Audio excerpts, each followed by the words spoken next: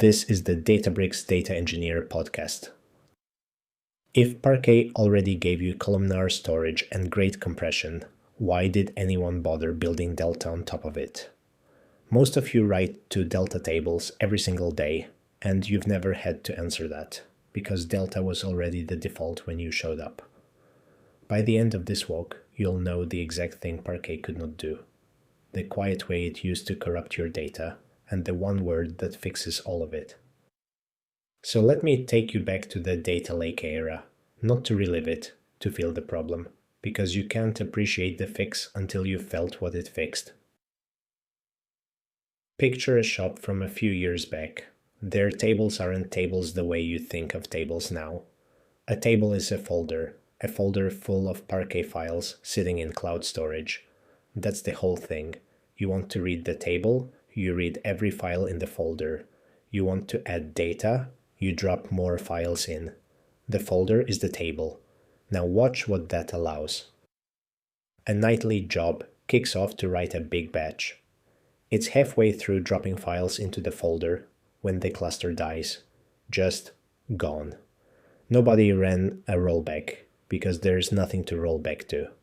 The folder now holds yesterday's data plus a handful of half-written files from the job that crashed. And the next read? It reads the whole folder. It cannot tell the good files from the garbage, because a folder has no opinion about which files belong. So it serves all of it, corrupt numbers straight into someone's dashboard, and nobody knows. Here's the thing that should bug you. That's not a bug in Parquet. Parquet did its job perfectly. Every one of those files is a valid, beautifully compressed Parquet file. The problem is one level up. Nothing anywhere knows which files together make the table right now. There's no moment where the write becomes official. There's no commit. That's the whole hole. Hold on to that word. Commit. So picture a warehouse. A big shared warehouse full of pallets. And every pallet is one Parquet file. Loaders are always wheeling new pallets in. In the old world, the shipment was just whatever pallets happened to be on the floor. No wonder it was chaos. Delta adds one thing, a clipboard at the loading dock. And on that clipboard is a manifest that says, as of right now, the shipment is these exact pallets. That's the transaction log. That is the entire invention. Parquet is the pallets. The log is the clipboard that says which pallets count. And the pallet is not part of the shipment until the manifest says it is. That one rule changes everything. Watch the crash again, this time with the clipboard in the room. The job wheels in its half-written pallets, then dies before it updates the manifest, so the manifest never lists them. The next reader doesn't go rummaging around the warehouse floor. They read the clipboard. The clipboard doesn't mention the garbage pallets, so the reader never sees them. The files are physically there, taking up space, but they were never officially part of the table.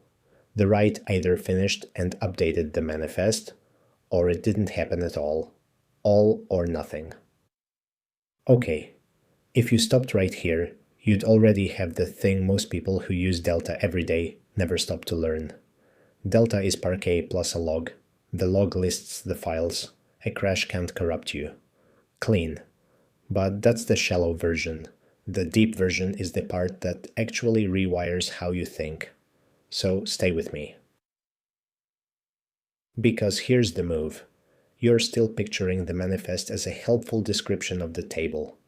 A table of contents. Something that points at the real thing. It's the other way around.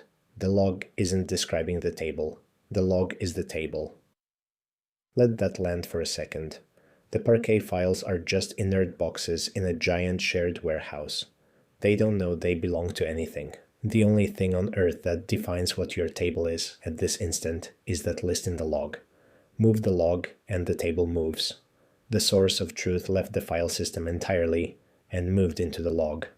And the second you believe that, three things you thought were three separate Delta features collapse into one. Time travel? That's not something they bolted on. The clipboard keeps its old pages.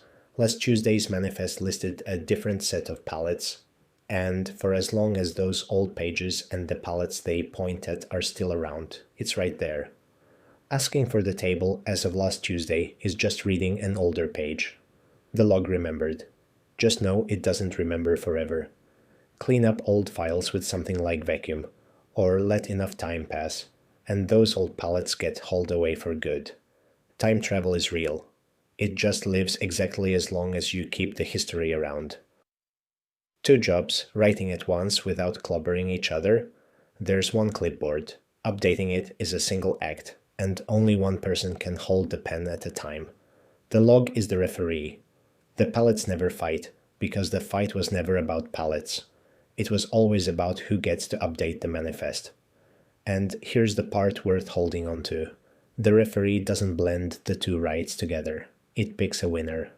The job that reaches the pen second finds the manifest already changed under it, and its write gets bounced. It has to reread the clipboard and try again, which is exactly why you write your pipelines to expect a no and retry, instead of assuming every write just sails through. None of those are 3 inventions. They're 3 consequences of 1 idea. The table is a list of decisions, not a pile of files. So here's what I actually want you to walk away holding. Not delta good, Parquet bad. A question you can point at anything.